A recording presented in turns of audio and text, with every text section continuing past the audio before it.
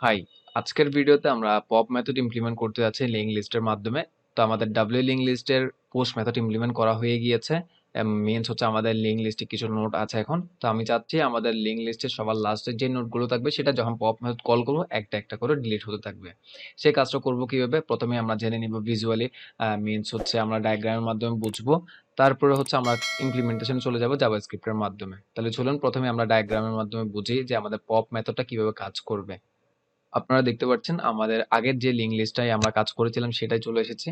এখানে আমরা চাচ্ছি পপ মেথডটা ইমপ্লিমেন্ট করব। যখনই পপ মেথডটা একবার কল হবে তখন আমাদের যে লাস্ট নোডটা আছে সেটা ডিলিট হবে। আমি যদি আবার কল করে দেখি আমাদের পপ মেথডটা, তাহলে আমাদের লাস্ট নোডটা আবার ডিলিট হবে।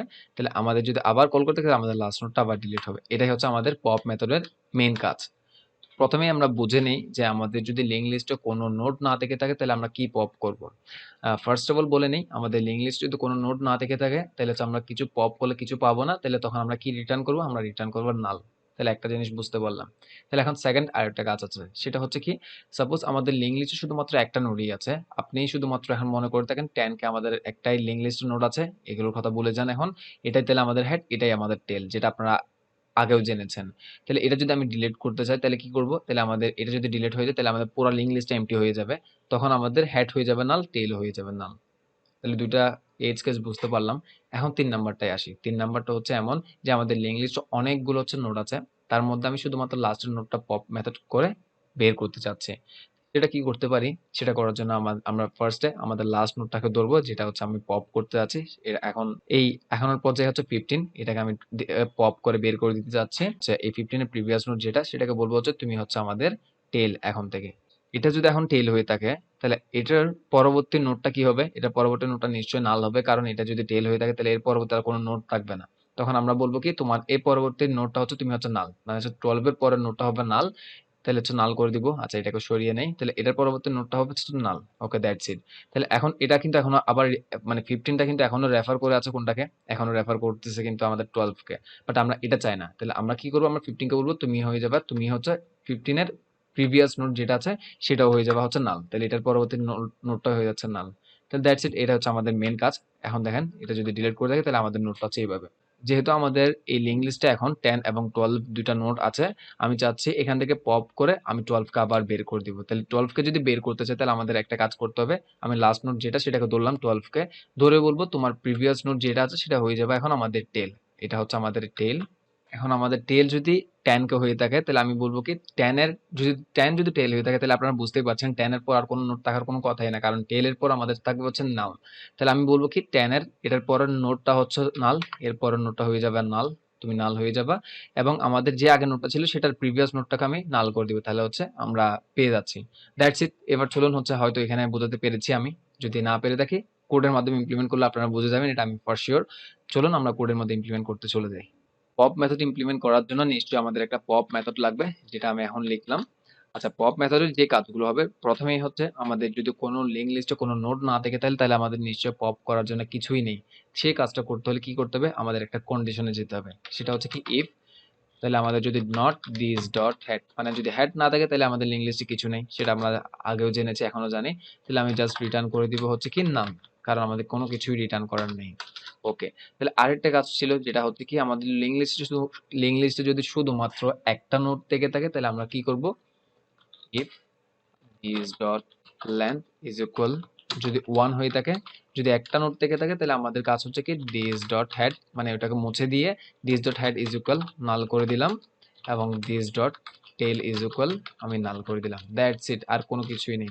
এখন আমাদের আরেকটা কাজ আছে, সেটা হচ্ছে যদি আমাদের হেড মানে যদি হেড থেকে থাকে তাহলে এখানে তো কাজ করবে না নিশ্চয়ই। আর যদি লেন্থ একটা চেয়ে বেশি থাকে তাহলে নিশ্চয়ই এখানে ভিতর কোডগুলো কাজ করবে না। তাহলে কি করবে? তাহলে আদারওয়াইজ আমাদের এই কাজগুলো হবে। যদি আমাদের লিঙ্ক লিস্ট নোট বেশি থেকে থাকে তাহলে কাজ এগুলো হবে। সেই কাজটা হচ্ছে কি রকম, যে আমি একটা নোট পপ করতে যাচ্ছি, আমি এটা এখানে রাখি যাতে লাস্টে দিয়ে পপটা কোনটা করছি সেটা আপনাদেরকে দেখিয়ে দিতে পারি। যেমন পিওপিইডি পপ, পপ নোট সমান হচ্ছে কি ডিএস ডট টেল, আমি যেটাকে ডিলিট করতে চাচ্ছি সেটা হচ্ছে এটা। ওকে। তাহলে এখন আমাদের টেলকে আমাদের চেঞ্জ করতে হবে। দিস ডট টেল ছিল আগে কোনটা?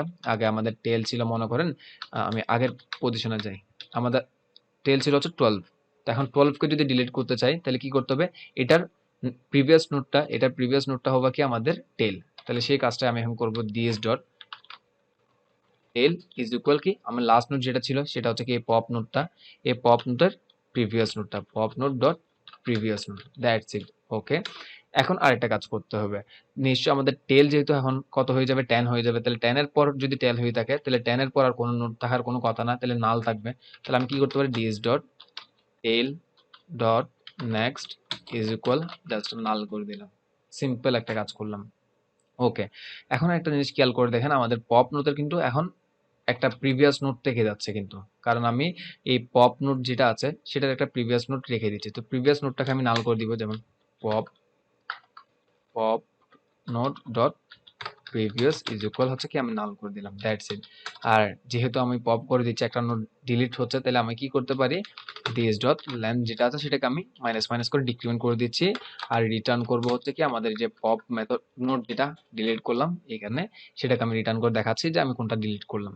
আচ্ছা, তো চলুন প্রথমেই আমি একটু কনসোল করে দেখাই যে লিস্ট ডট পপ, পপটা যদি কল করে দেখে আমাদের কোন নোটটা ডিলিট হলো সেটা দেখি।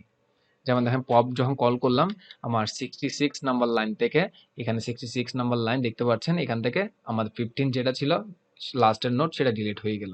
যেমন দেখেন এখানে 15 সবার লাস্টের নোট ছিল সেটা ডিলিট হয়ে গেল। তাহলে হচ্ছে আমাদের লিঙ্ক লিস্টে, এবার লিঙ্ক লিস্টটা দেখি, যেটা হচ্ছে আমি 67 নাম্বার লাইন থেকে কনসোল করছি।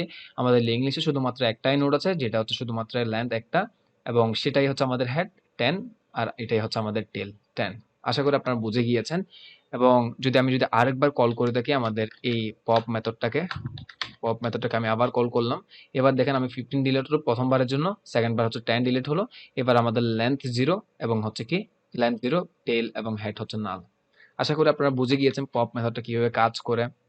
এবার হচ্ছে আপনাদের একটা কাজ, সেটা হচ্ছে কি একটু আপনারা এই কোড যেগুলো করলাম সেই কোডগুলো হচ্ছে আপনারা নিজে থেকে আবার একবার ট্রাই করবেন, তারপর অন্যান্য মেথডগুলোতে চলে যাবেন। তাহলে হচ্ছে আপনাদের একদম ধারণাটা খুব ক্লিয়ার হয়ে যাবে। আপনারা এর পরবর্তীতে অন্যান্য যে কোনো ডাটা স্ট্রাকচার শেখার জন্য আপনারা প্রস্তুত। কারণ লিঙ্ক লিস্ট এমন একটা ডাটা স্ট্রাকচার যেটার মাধ্যমে আপনি অনেকগুলো ডাটা স্ট্রাকচার শিখতে পারবেন।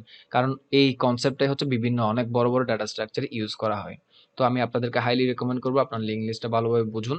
আপনারা যদি বুঝে থাকেন তাহলে হচ্ছে নিশ্চয়ই আপনাদের ফিউচার অনেক সুন্দর হতে যাচ্ছে। আর আমি চাচ্ছি আপনাদেরকে এমনভাবে বুঝাতে যাতে আপনারা কখনো ডিস্ট্রাক্ট ফিল না করেন, কখনো বুঝেন না, এটা যদি না ফিল না করেন সেটাই। তাহলে দেখা হচ্ছে নেক্সট ভিডিওতে, ততক্ষণ ভালো থাকবেন, সুস্থ থাকবেন। আসসালামু আলাইকুম।